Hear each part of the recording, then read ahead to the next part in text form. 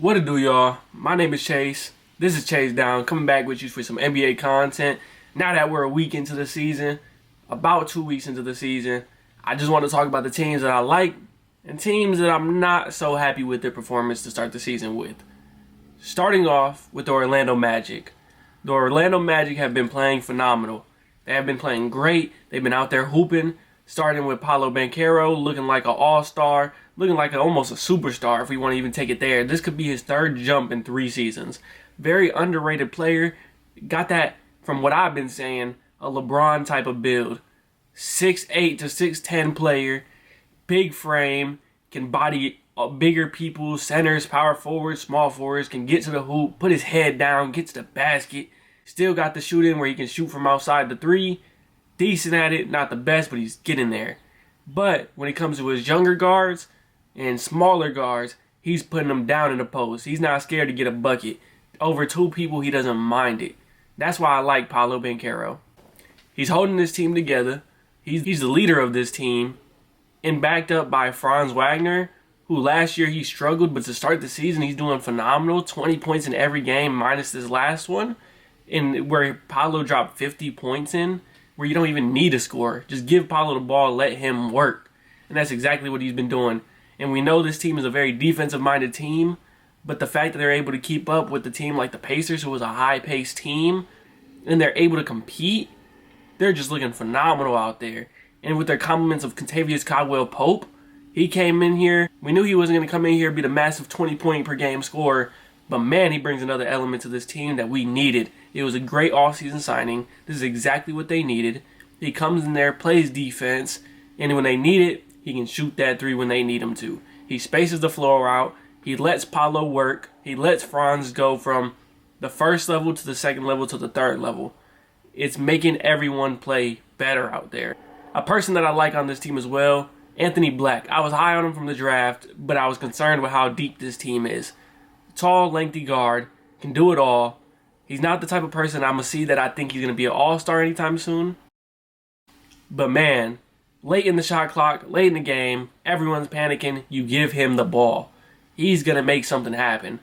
Paolo, he's a great dude, he's a great player. But man, he's going to put his head down and put up a tough basket. He's a tough shot maker. That's what he is. He's a tough shot maker. But Anthony Black, he's going to grab that ball. 5 seconds left on the shot clock. He's going to make the right read. He's going to make the right play. He's going to shoot the ball, or he's going to pass it to an open teammate. That's simply what he is. And this team looks great out there.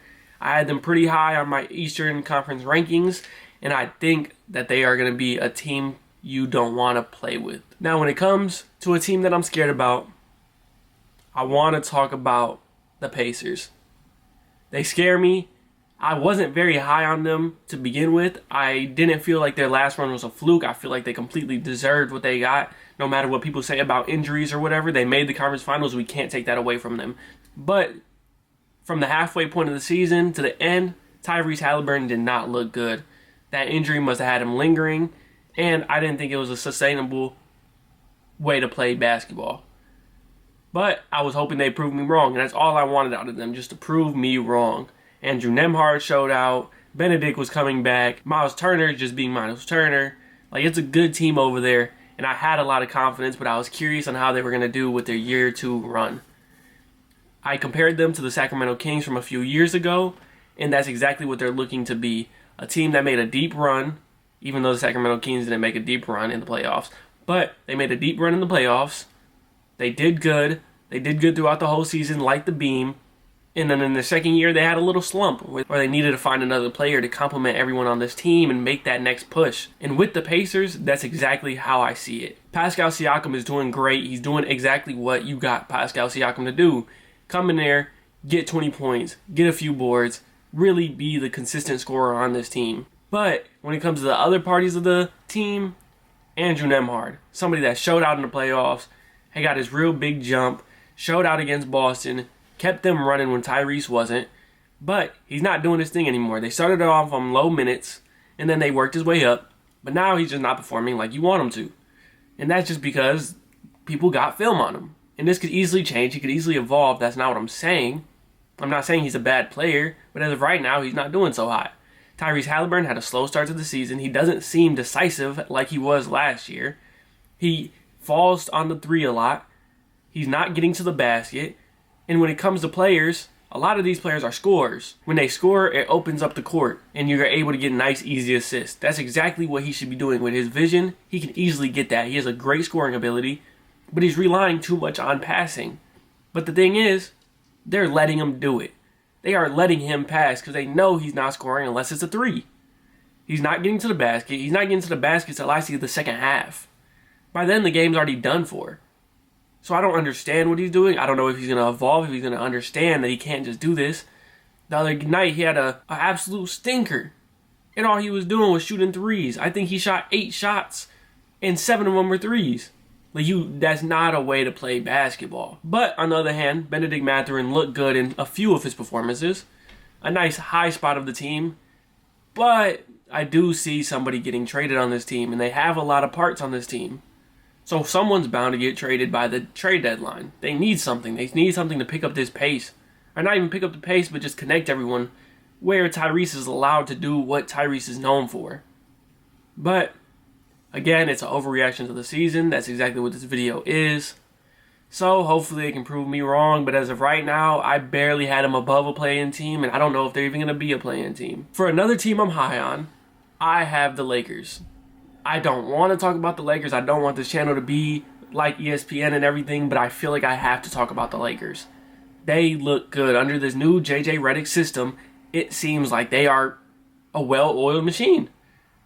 Don't get me wrong, they still have their kinks. They're still figuring it out, but man, they look good out there. They look good. But to start it off, LeBron James. The GOAT, whatever you want to call him. He seems like he's passing that torch to Anthony Davis. Exactly what we've been waiting for the past couple years. We knew it was happening. We knew his career was coming to an end. But it's LeBron James. He can go for another 5 years and no one will question it. He's that good. He's that healthy of a player. But this year, he seems like he's really passing that torch. Anthony Davis looks great out there. He's a consistent 30-plus point person. He's averaging almost 35. We know what he can do on the defensive end, so we know his impact there. He's getting 30-plus points a night. He's getting 10-plus boards a night. Then you have Austin Reeves as your starting guard. He's looking phenomenal out there. He's looking like he's taking that next jump, this jump that he needed. He needed the movement in the system, and JJ Redick is giving him that movement. He's still that playmaker that we've seen. He's still that scorer. He's still an above-average scorer. He's getting you that 15, 20 points a night, even more, and if it's more, it's better. He's still getting rebounds. He's helping out on the glass. LeBron doesn't have to work as hard. He still can get a nice pass off to these people. He's still a decent passer. And then you have people like Rui Hachimura, who's really showing out this year. Exactly what they traded him for, he's doing it this year. Under this new system, he's doing it. He's able to shoot.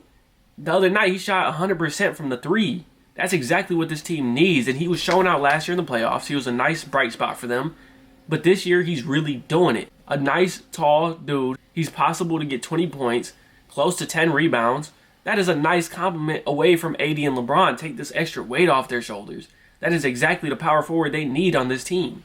My only concern is D'Angelo Russell. That is my only concern with this team. He doesn't look good on there.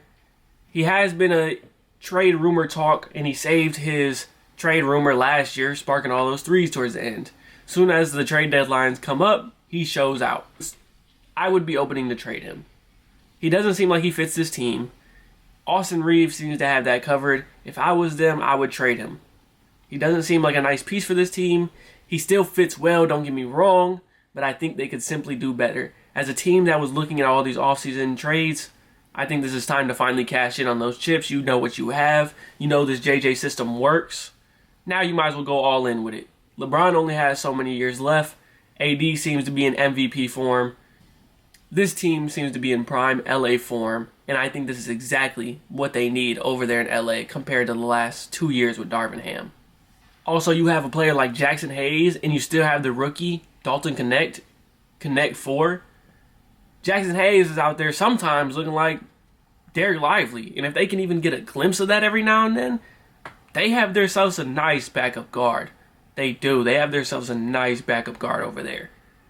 And then for the rest of the team, and then for my last team that I'm extremely worried about and the most concerned about, the Denver Nuggets. Jokic can only do so much on this team. He doesn't seem happy with the team. Like he said, there's no shooters here. All you have is Michael Porter Jr., and that's it. Everyone else is just trying to fill in a spot, and they seem to not fit in. Jamal Murray doesn't look good if Jokic isn't on the floor. Same thing as why he got benched over there on Team Canada. I don't know what it is. I don't know if his age is finally getting to him, if the injuries are finally getting to him. He looked iffy last year in the playoffs. He got benched in Canada, and now he's here and he's still struggling. Don't get me wrong, he can still get his, but he just doesn't look good out there unless that pick and roll works. And they've been running the same pick and roll for about 4 years. You can't keep running the same thing over and over and expect the same results. Eventually, these teams are going to catch on. You don't have much depth as you did on your championship run. You can't have somebody like Bruce Brown come off the bench and show out. You don't have that anymore. You're trying to find other people. You got Russell Westbrook, you got Julian Strawther, you got Chris Braun, and they're just not hitting. So all you have is Jokic trying to be a one-man show, and when you have the best player on the world on your team, yes, you can get close games, but you need someone else to take the lift off Jokic. He can't do this all season. He can't do this in the playoffs. He can't keep doing this. You need help. The strategy you've been trying to build of not using your young players and not wanting to develop young players, it doesn't work anymore. Because you have teams out here just showing out every single year, getting better and better. And yes, you have the best player in the world, but when you don't put any weapons around him, it doesn't work. Michael Porter Jr. is having to shoot, I want to say, 15 threes a game. You can't do that. You can't have one man shoot 15 threes a game and expect it to work. Jamal Murray isn't there. He's not shooting 15 threes a game. You got Nikola Jokic trying to take 10 threes when that isn't even his specialty. Chris Braun needs to make that shot. He's not taking the shots that he's looking at. He sees a wide open three and he rather gets the basket, which isn't a bad thing, but when you don't have shooting, you gotta shoot. We got a team like Boston who's putting up historic three numbers. They're shooting over 50, 60 attempts a game. You can't rely on 23s and call it a day. This is a very copycat league, and I get you're trying to be your own team, but eventually you're going to have to copycat another team like the Boston Celtics. You're going to have to make a trade. And a lot of people are looking at trading Michael Porter Jr. this offseason, and I didn't understand it. I didn't understand. Personally, if I'm the GM, I'm trading for Jordan Poole. Which is insane work. Insane work. Who is thinking of Jordan Poole on my team? But personally, he's not afraid to shoot the ball. I've been betting on him for the past couple nights. But he's getting me a safe 5 threes a game, 4 threes a game. I'm putting him down for 3+, and he's doing it every time. He's consistently getting the ball up, and at least he can space the floor. He can still run that pick and roll game. He can run an ISO. You can have Jamal Murray as the 2. Let him run his screen game with Jokic. Give Jokic the ball. And then whenever you need him to, Jordan Poole can ISO his way out of anything. He's not a bad player. He had a bad run, but it's his second year as going from a 6-man to a starter. He's not going to be good going from a Golden State Warriors Curry-led team to a Jordan Poole, Kyle Kuzma team. You got to give him time, and this year he looks good. Trade him to Denver. Michael Porter Jr. gets a compliment. Chris Braun can still get to the hoop. Jordan Poole can shoot it whenever he wants and still drive to the basket. Jokic can dish it out to anybody who he wants, and they're going to catch and shoot it. And then Russ just doesn't look good out there. I thought he would be good defensively, and he is. He's able to hustle when you want him to, but he's not making the reads you want him to. You have Jokic for that job, and you need a scorer. So score the damn ball.